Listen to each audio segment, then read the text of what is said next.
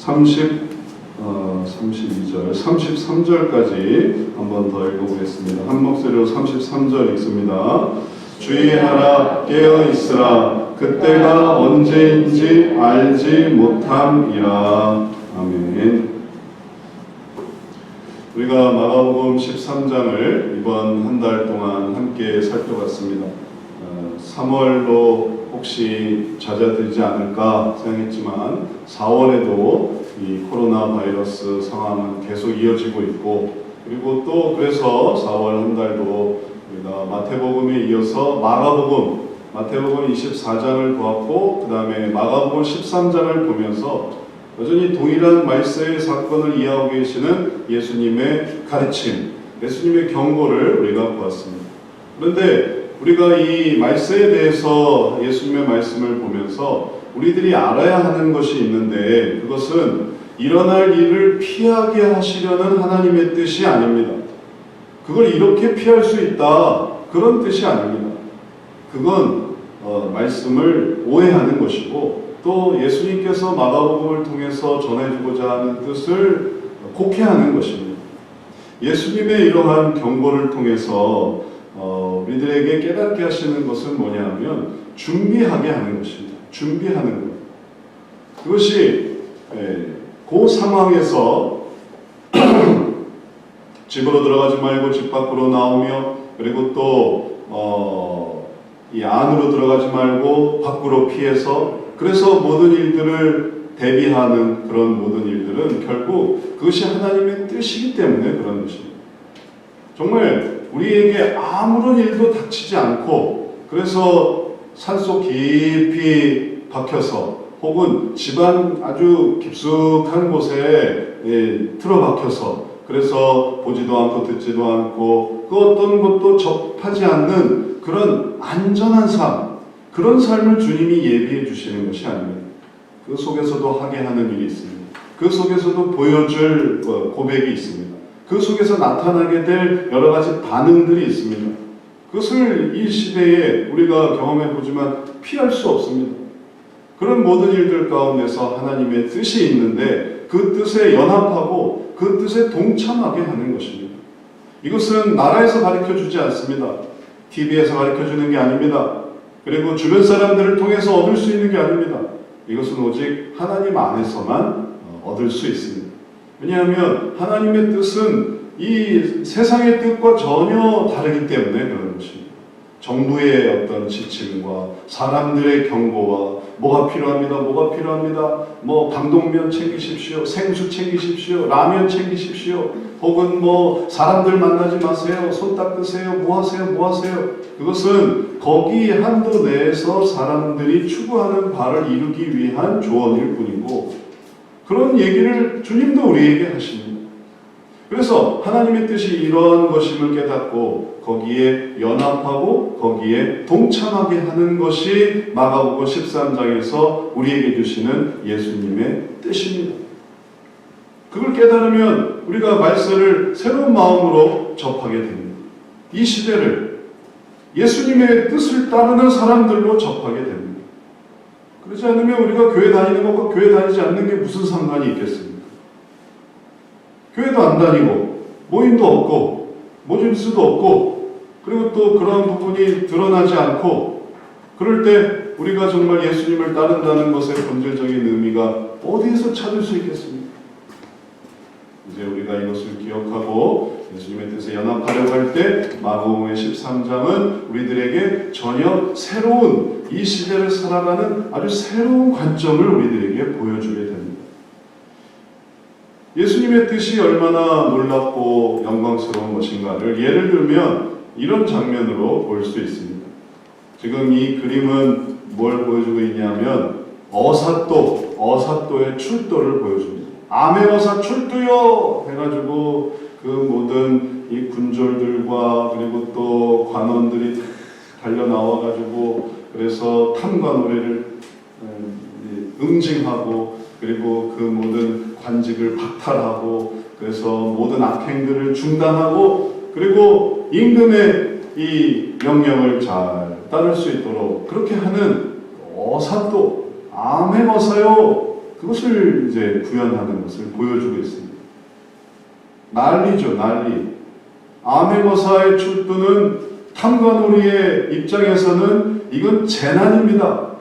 이런 재난이 어디 있습니까? 밥상이 뒤집어지고 혹은 자기의 권력을 잃어버리고, 하지만 반대로 악을 응징하고 그 모든 탐욕과 지금까지 있었던 악행을 중단시키려는 그런 의지 속에서는 이 모든 일들은 선의 실현입니다. 완전히 반대에 있는 거예요.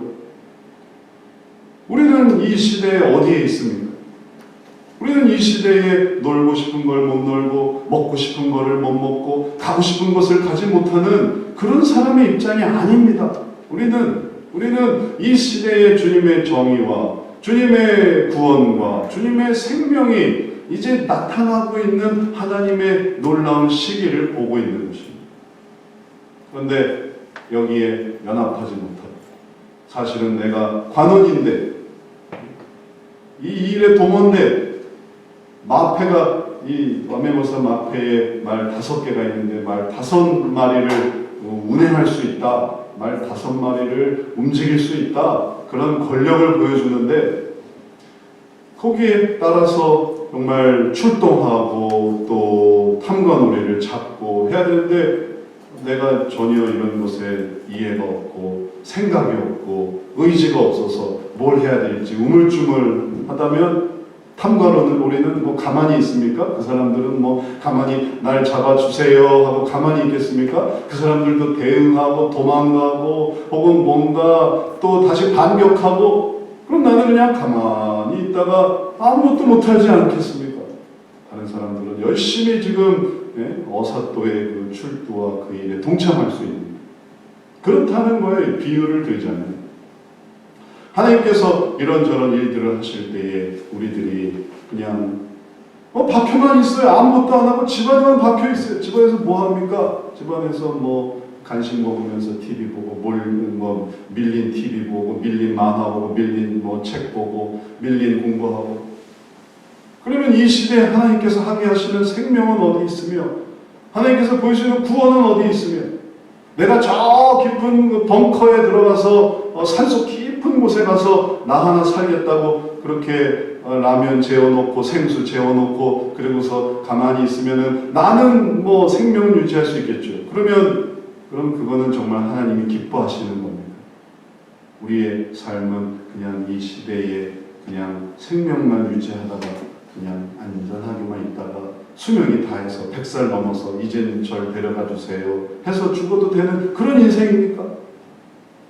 아니에요. 어쨌든 인생은 한 번이고 그 한 번의 인생에서 80의 주님을 가던 90의 주님이 가던 100세의 주님을 가던 어쨌든 하나님께로 올라가는 게 중요한 것이죠. 그게 70이면 어떻고 60이면 어떻고 50이면 어떻습니까? 물론 좀 길면 좋겠지만, 그러나 본질적으로 생각해보면 그 시기가 어디이건 하나님께로 나아가는 게 중요한 거고, 그러면 거기는 아주 새로운 세계가 우리가 지금까지 믿고 의지했고 또 배우고 알았던 그 모든 세계가 이야 이렇게 구현되는구나, 그런 놀라운 일들이 이제 우리들에게 펼쳐지는 것입니다. 바로 그 전에 있는 이 말씀 속에서 우리들은 그 날과 그 시각에 대한 이 관심사가 아니라 어떻게 준비해야 될까, 뭘 해야 될까, 이걸 생각해야 됩니다. 그날과 그 시간 따지는 게 얼마나 어리석은 줄 아십니까? 예수님이 말세를 명했는데 2020년까지 안 왔어. 사람들이 그렇게 생각을 할 수도 있어요. 말세는 아직도 도달하지 않았어. 그러나 오늘 말씀을 가만히 살펴보면 말세는 그런 게 아니에요. 말세는 그런 게 아니에요. 말세의 진정한 의미는 그날이 언제고 그 시간이 언제고 그걸 수학적으로 계산하고 추측하고 예상하고 성경에서 이 구절 빼내고 저 구절 빼내서 그래서 이걸 이렇게 해가지고 야 이때 오셔 이걸 알아내게 하는 게 아니고, 그건 오히려 모르게 만드셨고, 그날과 그 시대는 주님께 있고 내가 해야 될 것을 잘 준비하는 그 준비된 삶, 그것이 우리들로 하여금 귀한 삶을 살아가게 하는 것입니다. 군인들 생각해 보세요. 군인들 전쟁 언제 날지 알고 있습니까? 전쟁 언제 날지 정보를 수합하고 혹은 또 이런저런 명령 체계를 또 분석해서 전쟁이 나면 그럼 내가 군인이지, 이런 군인이 어디 있어요? 군인은 항상 전투할 준비가 되어 있는 거. 그래서 훈련하고 또 훈련하고, 비행기 조종사는 전쟁이 날 때만 비행하는 게 아니고 전쟁이 없어도 또 뛰고 또 내리고 이륙하고 착륙하고 이륙하고 착륙하고, 그게 군인이죠. 그걸 언제까지 하냐면 자기가 은퇴할 때까지 하는 거예요. 은퇴할 때까지 전쟁이 나면 전쟁을 치르는 거고, 은퇴할 때까지 전쟁이 없으면 그냥 군인으로 살아가는 거예요. 다른 것도 마찬가지입니다. 우리도 마찬가지입니다. 준비하는 그리스도인이 중요합니다. 그럼 어떻게 준비할 것인가에 대해서 예수님이 이렇게 말씀하십니다. 깨어있으라. 37절에 밑에서부터 올라가는 거예요. 37절. 깨어있으라. 내가 너희에게 하는 이 말은 모든 사람에게 하는 말이니라 하시니라.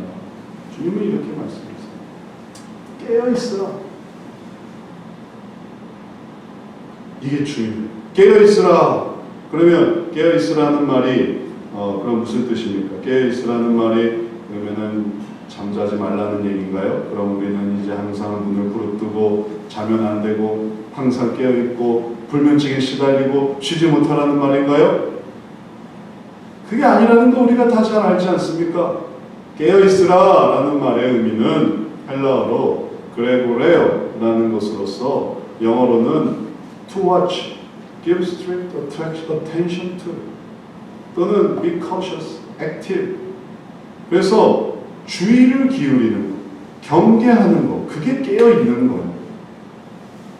잠자지 말라는 게 아니고 눈 뜨고 있으라는 게 아니고 경계하라는 것, 주의하라는 것. 뭘 경계합니까? 뭘 주의합니까? 이 시대에는 세속으로부터의 많은 미혹들이 있습니다.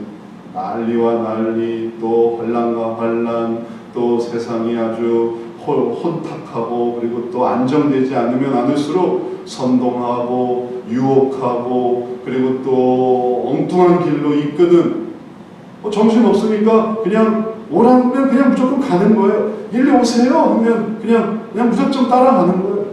그게 뭔지도 모르고, 또 일로 가야 됩니다, 절로 가야 됩니다, 그냥 어수선한 틈을 타서 사람들을 더욱더 망하게 하는 그런 세속의 유혹이 있습니다. 그런 것들로부터 경계하고, 아니야 여기 가면 안 되지, 아니야 저렇게 하면 안 되지, 아니야 이건 옳지 않은 것 같아. 그럼 어떻게 해야 될까요?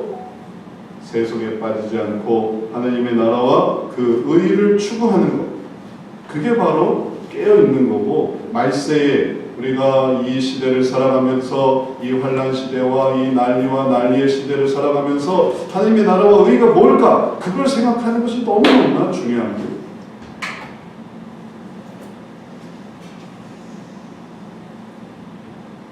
아까도 주명 집사님께서 기도하셨지만 저도 참 공감됐는데, 우리가 이 시기에 이 사회적 거리두기와 그리고 또 혼자만의 세계 속에서 살아가면서 정말 내가 정말 하나님의 나라를 추구하고 있는가?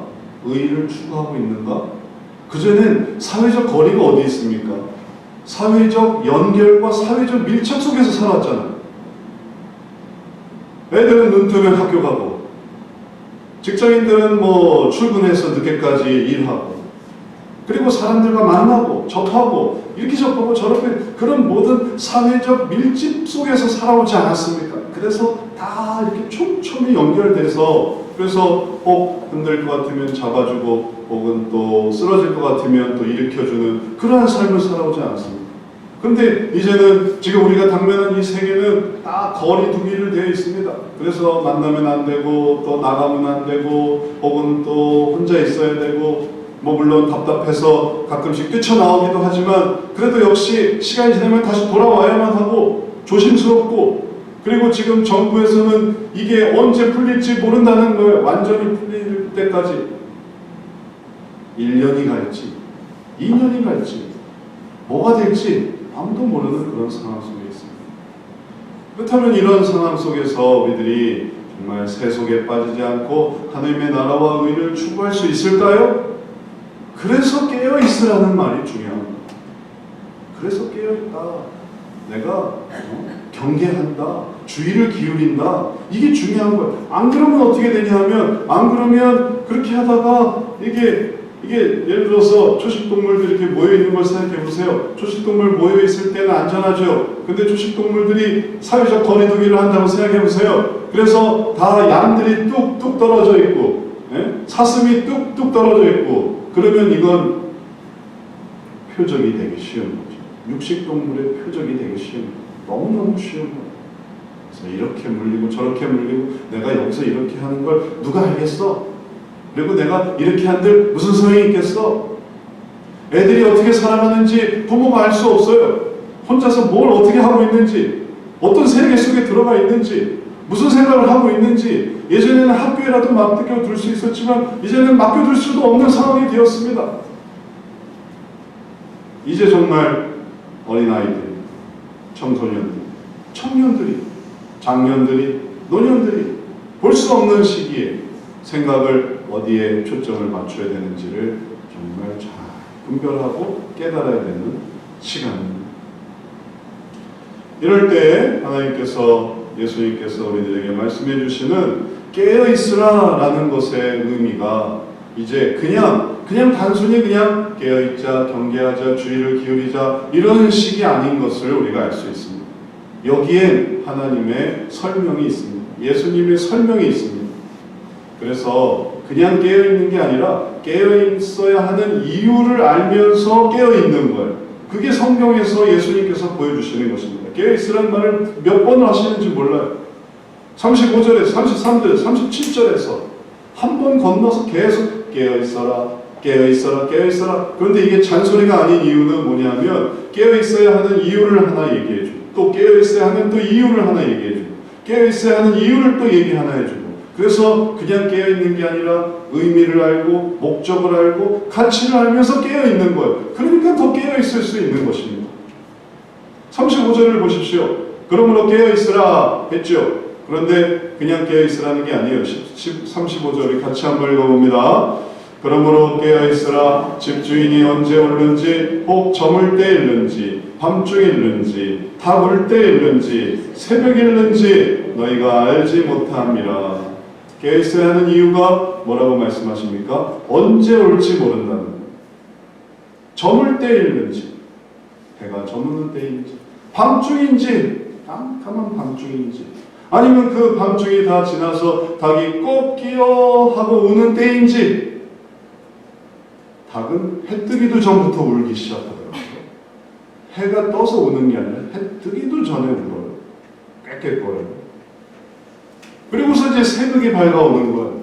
해가 이제 조금씩 어스름이 지나가고 조금씩 밝은 시간이 찾아오는 거예요. 그럼 이거는 시간의 각각을 이렇게 보여주는데 어느 때 올지를 모르는 거예요. 근데 거기서 우리들이 깨닫습니다. 그렇구나. 그래서 깨어있는 거구나. 어느 때 올지를 모르니까 깨어있는 거구나. 아니, 이해가 팍 되는 거예요.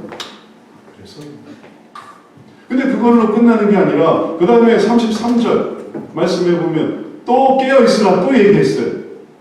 근데 이번에는 35절에서는 시간의 어떤 무지 때문에 깨어있는 거였는데 33절에는 뭐냐면 주의하여 깨어있으라 그때가 언제인지 알지 못함이라.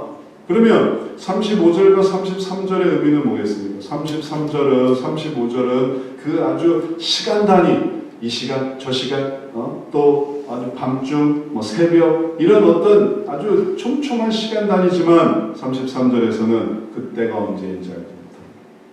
이건 오늘일 수도 있고 혹은 내년일 수도 있고 내후년일 수도 있고 더 큰 시간의 그런 간격 속에서 젊었을 때일 수도 있고 나이 들어서일 수도 있고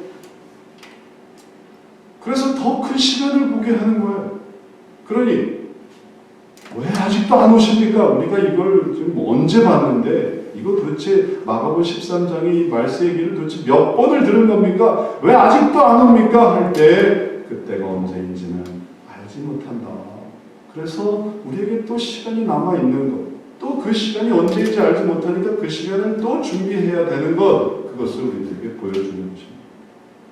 훈련하는 병사들 혹은 연습하는 그런 모든 훈련생들이 언제 일어날까요? 전쟁은 언제 일어날까요? 우리는 언제 실전에 투입될까요? 그런 거 아는 것은 중요한 게 아닙니다. 그래야만 의미 있는 게 아닙니까? 우리가 신앙생활을 하면서 깨어있는 것은 우리들 하여금 무엇을 보여주냐 하면 이제 분별할 수 있는 능력을 보여줍니다. 깨어있다. 세상의 모든 유혹에 넘어가지 않는 것, 그것은 우리들로 하여금 더욱더 진실한 삶과 하나님 바라보는 삶의 모습을 보여주게 됩니다. 그래서 깨어있는 것의 가치가 거기서 생기는 거예요. 37절에도 이어지는데 깨어있으라 또 말씀하십니다. 내가 너희에게 이유가 있어요. 내가 너희에게 하는 이 말은 모든 사람에게 하는 말이니라. 대상이 믿는 사람, 신앙 좋은 사람, 열심히 하는 사람, 그 사람만 깨어있고 지금 처음에 믿는 사람 혹은 초신자, 믿은 지 얼마 안 된 사람, 이 사람은 해당이 없고 그 사람은 깨어있지 않아도 되고 이런 게 아니에요. 모든 사람에게, 이 말씀을 바꾸지 않는 모든 사람에게 주시는 깨어있게 하시는 예수님의 뜻을 보여줘요. 그럼 여기서 우리가 하나의 통찰을 얻을 수 있지 않겠습니까? 뭡니까? 깨어있게 하는 게 뭡니까? 우리를 깨어있게 하는 그 근원이 뭡니까? 예수님의 설명이에요. 예수님의 설명. 그래서 사실 우리가 그래서 중고등학교 때 깨어있었고, 그래서 대학교 때 깨어있었고, 청년 때 깨어있었고, 그래서 우리가 이 결혼할 때 깨어있었고, 결혼한 다음에 깨어있었고, 자녀를 두고 깨어있었고, 계속 주님의 말씀해 주시는 그 말씀에 근거하니까, 그 말씀에 근거하면서 우리가 항상 깨어있는 거예요. 정신을 차리는 거예요. 경계하는 것입니다. 구별하는 것이에요. 그러니 우리가 이렇게 항상 눈뜨게 하는 근원은 주님이 옆에서 계속 힘내라, 내가 너와 함께한다, 또 너에게 하는 말이야, 또 시기는 알지 못해, 그것은 새벽일 수도 있어, 언제든지 항상 준비해라. 그것을 알게 하시는 하나님의 그 권면과 위로와 또 격려 속에서 우리들이 그렇게 되었던 것입니다. 우리 힘으로 되는 게 아닙니다. 주님을 의지하면서 되어지는 것입니다. 이제 깨어있는 것 속에서 우리들이 해야 하는 것, 그것은 예수님께 집중하는 것입니다. 내 모습만 내가 알아서 갖추는 게 아닙니다. 주님께 집중해서 주님이 내게 뭐라고 말씀하시는가, 이 시기에 내가 어떻게 있어야 될까? 내가 중고등 시절에 신앙으로 살아가는 게 아니죠. 작년에 신앙으로 살아가는 게 아닙니다. 올해는 올해 이런 일이 있으리라고 누가 상상이나 했겠습니까? 2020년에 정말 모이지도 못하고 그리고 또 다 각자의 삶 속에서 살아가리라고 누가 예상할 수 있었겠습니까? 하지만 이 시대에 이런 게 왔어요. 그럼 이 시대에, 이 시기에 이런 일들이 왔을 때 우리들이 해야 되는 것은 예수님께 집중하는 거예요. 예수님, 저희를 깨어있게 해주세요. 주님, 저를 깨어있게 해주세요. 내가 아무리 노력하고 내가 아무리 깨어있으려고 해도 의미가 자꾸 사라져요. 그 의미를 다른 것이 대체해요. 에이, 괜찮아. 이렇게 어렵게 살아. 에이, 또 이 정도는 다 할 수 있는 거지. 그러면서 우리들이 점차 잠들게 돼요. 경계를 풀게 됩니다. 주의를 늦추게 돼요. 그럴 때 주님께서 아니다 얘야. 내가 지금 너에게 하는 말이야. 그리고 또 이 시기는 알 수 없다는 건 이건 가까울 수도 있다는 거야.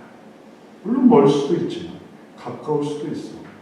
주님이 계속 우리들에게 알려주실 때에 주님의 말씀에 귀를 기울이고 또 주님께 의지하면 우리들이 항상 연결될 수 있습니다.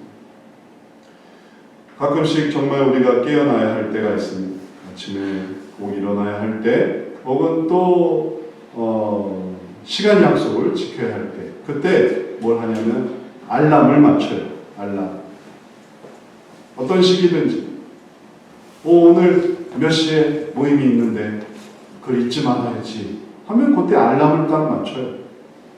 혹은 내일 아침에 꼭 일찍 일어나야 되는데 그럼 알람을 맞춰요. 알람이 기계적인 의미로 도움을 받는 거라면 이걸 인간적인 의미로 또 도움을 받을 수도 있습니다. 어머니 절 좀 깨워주세요. 아버지 절 좀 깨워주세요. 혹은 돕는 사람이 있으면 부탁할 수도 있습니다. 비서가 있으면 비서한테 오늘 내가 뭘 해야 되니 그걸 꼭 좀 알려주세요. 또 누군가 나에게 조심해야 됩니다. 또 이거 이렇게 하면 안 됩니다. 저거 저렇게 하면 안 됩니다. 라는 걸 얘기해 줄 때 그것이 우리 스스로에게 경계가 되기도 합니다. 그러면 우리가 또 돌아보는 거죠.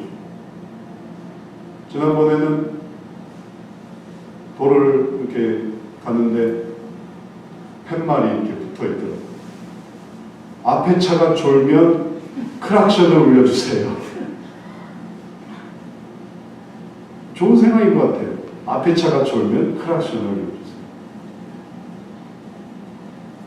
그래서 정말 가는데 또 어떤 차가 이렇게 가만히 안 가고 막 이렇게 비틀비틀 가는 차, 그런 차가 꼭 있어요. 비틀비틀 하는 차가.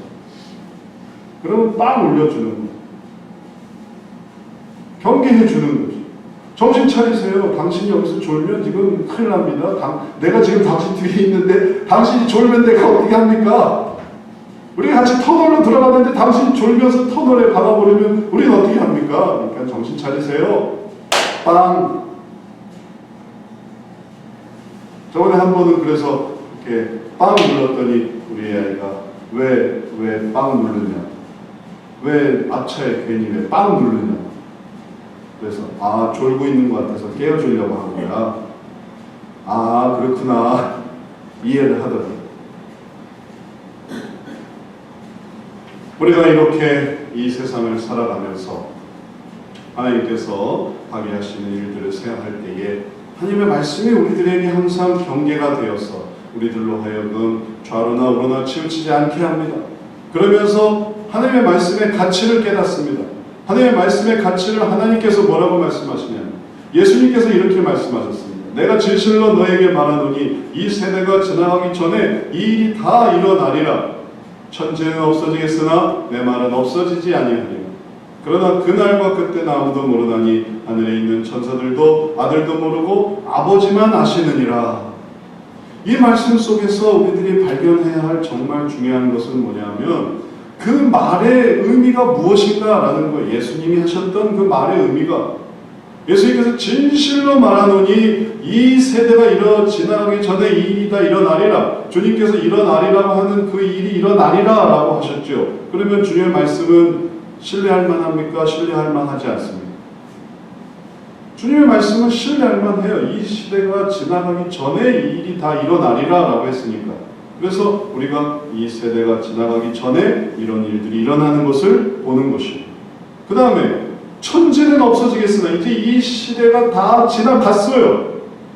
그러면 그 전에 한 말씀은 이제 다 이루어졌으니 이건 다 무의미한 거 아닐까요? 그런데 예수님께서 뭐라고 말씀하시냐면 천지는 없어지겠으나 내 말은 없어지지 아니하리라.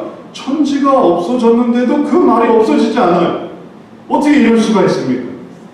예언서들이 예언이 다 성취되면 그거 다 폐기시켜야 되는 거 아닌가요? 다 옛날 얘기죠. 그거 다 성취됐어요. 성취됐으면 성취된 걸로 끝난 거잖아요. 그러나 주님의 말씀은 그렇지 않다는 거예요. 이 시대가 지나갔음에도 그 말씀은 없어지지 않아요. 왜 그럴까요? 왜 그 말씀은 왜 그 다음 시대에도 왜 이어질까요? 이유가 뭐겠어요? 그 말씀은 살아있기 때문에 그렇습니다. 그 말씀이 어떻게 살아있어요? 이 말이 이해가 돼서 그 말씀이 살아있기 때문에, 그 말씀이 없어지지 않고 그 말씀이 살아있기 때문에 그게 어떻게 가능한 일입니까? 어떻게 가능하긴요? 그 말씀을 하신 분이 살아있는데 그 말씀이 한 분이 사라지지 않는데 그 말씀이 그래서 살아있는 거예요. 그러니까 또 딱 이해가 가는 거야. 맞아. 예수님은 이 시대 전에도 말씀하셨고 이 시대 후에도 말씀하시지. 오히려 이 시대 후에 더 그 말씀이 더욱 살아있지. 지금은 정말 그 말씀의 반의 반도 우리가 못 갖고 있는 거예요. 요한이 그렇게 말하지 않습니까? 세상에 이 책이 있어서 이 말씀을 쓴다면 그 어떤 것도 다 감당하지 못할 거예요. 그러니 그 풍성한 말씀 중에 우리는 가장 아주 엑기스만 가지고 있는 거예요. 그런데 이 세대가 지나간 후의 말씀은 얼마나 더 풍성하겠습니까? 그 영속적이고 그 한량없는 그 말씀의 근거에서 우리가 날마다 깨어지고 또 깨달아지고 깨어있고 그렇게 되는 것이 얼마나 감사한 일입니까? 우리가 거기에 근거한 게 얼마나 감사한 일이에요. 과학 이론을 근거한다면 지금은 맞는데 다음엔 또 틀려요. 여기는 맞는데 저기는 또 틀려요. 그럼 처음부터 다시 새로 써야 돼요. 그러나 예수님의 말씀은 그렇지가 않아요. 이 시대 전도 그렇고 이 시대 후에도 영속적으로 항상 동일합니다. 그리고 그 말씀이 우리들로 하여금 보이는 게 뭐냐면 그날과 그때는 아무도 모르나니 하늘에 있는 천사도 아들도 모르고 아버지만 아시느니라. 그래서 그 말씀이 우리들을 그걸 오직 이루시는 아버지에게로 우리를 이끌어가는 확실한 말씀이죠. 온전한 말씀이죠. 이제 이러한 모든 의미를 우리들이 말씀 속에서 깨닫고 세계를 깨닫고 세상을 깨달을 때 삶에서의 여러 가지 다양한 이런 깨달음을 하나님 안에서 예수님 안에서 가질 수 있습니다. 말씀은 이런 게 필요해요. 그냥 무의미하게 그냥 막 하는 게 아니에요. 깨달아야 돼요. 의미를 찾아야 돼요. 의미를 발견해야 돼요. 그래서 예수의 말씀이 이런 게 정말 이렇구나. 그걸 자극을 해야 돼요.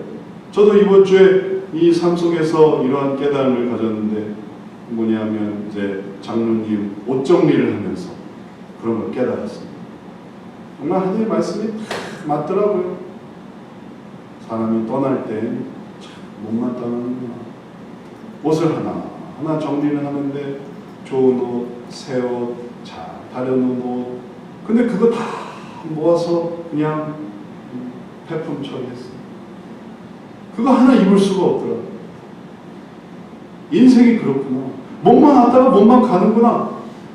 그게 어쩜 이렇게 뼈저리게 느껴지는지. 삶 속의 일들이 하나님의 말씀과 맞춰볼 때 틀린 적이 있습니까? 그릇된 적이 있습니까? 우리가 그것을 알려고 하다 보면 하나님의 말씀이 얼마나 우리를 한 걸음 한 걸음 해서 하나님께로 나아가게 하는지 그걸 깨닫는다면, 그것을 기초한다면 세상이 보여주는 가르침이 아니라 이 세상에서 하나님께서 보여주는 그 가르침, 우리들로 하여금 하나님께로 나아가게 합니다. 주님께서 오늘도 이제 이 모든 일의 가장 중심적인, 사실은 이것이 핵심이었는데 28절, 29절에서 우리 삶 속에서 깨달아야 하는 중요한 것을 가르쳐 주십니다. 우리 함께 읽어보겠습니다. 무화과 나무의 비유를 배우라. 그 가지가 연하여 지고 잎사귀를 내면 여름이 가까운 줄 아나니 이와 같이 너희가 이런 일이 일어나는 것을 보거든 인자가 가까이 곧 문 앞에 이른 줄 알라. 이 말이 얼마나 마음에 참 와닿는지 몰라요. 제 느낌을 할 때 가능한 설명한다면 이런 거예요. 무화과 나무 속에서 어떻게 이걸 알까? 그냥 가지가 연하여지고 끝나는 거 아니에요. 그냥 잎사귀를 내면 내나보다 하는 거 아니에요. 여름이 가까운 것은 그냥 여름으로 끝나는 거 아닙니까? 그런데 예수님께서는 그걸 보면서 인자가 가까운 것을 알아라. 이런 일들의 징조와 시기와 그리고 표적들이 결국은 인자가 가까이 온 것을 그걸 깨달아라. 무화과 나무의 일들을 보면서 그러니까 눈이 확 열리는 거예요. 그러면 그런 식이면 뭐도 되겠습니까?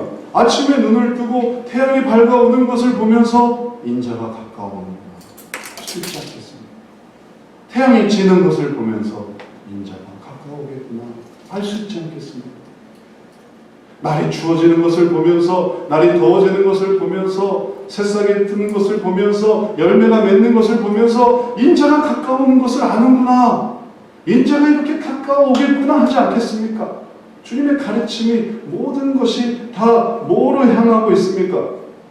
이 자연에서 보여주는 무화과 나무든 살구나무든 아니면 배나무건 뽕나무건 그 모든 그 가르침이 무엇을 보여주고 있습니까? 마침내 일어날 인자의 오심을 보여줘요.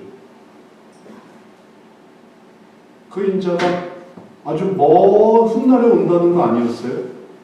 그 인자가 막 세상이 무너지고 난리 나고 전쟁 나고 뭐 또 막 사람이 죽고 막 별의별 난리가 있는 그 다음에 인자가 온다는 거 아니었어요? 그게 아닌 거예요. 말세는 그게 아니에요. 말세는 결국 인자를 만나는 건데 누구에게 그 말세는 어제였어요. 누구에게 그 말세는 바로 오늘이기도 합니다. 누군가에게 그 말씀은 또 내일이기도 하고. 그래서 우리가 그 말씀은 아주 먼 훗날에만 일어날 것으로 생각한다면 오늘 말씀은 우리들에게 인자가 가까이 오는 것, 인자를 만나는 것, 그게 말세라는 것을 보여줘요. 그럼 이제 우리가 깨달아지는 거죠. 또 깨달아요. 그렇구나. 그런 거였구나. 그래서 인자가 가까운 것을 보고 오늘도 오늘의 일을 하고 그리고 또 어제 그 일을 한 사람은 인자를 만나서 그의 말세는 이제 마감이 된 거고 오늘 우리가 해야 될 일을 하면서 또 우리의 말세는 진행되는 거고 또 그것을 전혀 이게 뭔지도 모르는 사람들의 말세는 또 기다려지고 있는 거죠. 그 사람들이 만나게 될 인자가 있으니까. 그걸 좋게 만나든 그러게 만나든. 그래서 그 주님을 만났을 때 나의 주님, 나의 구원자이신 주님, 나를 사랑하시는 하나님, 제가 주님을 만납니다. 이렇게 할 수도 있고 아니면 자기 죄와 그리고 자기 어리석음에 대해서 심판하시는 심판주를 만날 수 있고 이제 우리가 모두가 깨달아야 되는 것은 인자가 가까이 문 앞에 이른 줄을 깨달을 때 그때 우리는 이 말세를 살아가는 가장 본질적인 의미를 알게 되어질 것입니다. 여기에 말세의 의미가 있습니다. 인자를 기다리는 사람들. 우리는 그런 사람들이에요. 그렇기 때문에 사사한 이 세세한 혹은 가벼운 사소한 그런 일들 속에서도 주님을 찾을 수 있는 사람들이에요. 왜냐하면 우리는 원래 주님을 기다리는 사람들이니까. 우리가 왜 무화과를 나무를 보면서 그걸 깨달아야 됩니까? 왜냐하면 원래 우리는 주님을 기다리는 사람들이기 때문에 그래요. 날씨의 변화를 통해서 우리가 왜 그걸 기다려야 됩니까? 우리는 원래 주님을 그렇게 사모하는 사람들이니까. 4월이 가고 5월이 갑니다. 4월의 마지막 주를 보내고 5월 첫 주를 맞이해요. 근데 우리가 왜 또 그것의 의미를 찾아야 됩니까? 우리는 주님을 기다리는 사람들이에요.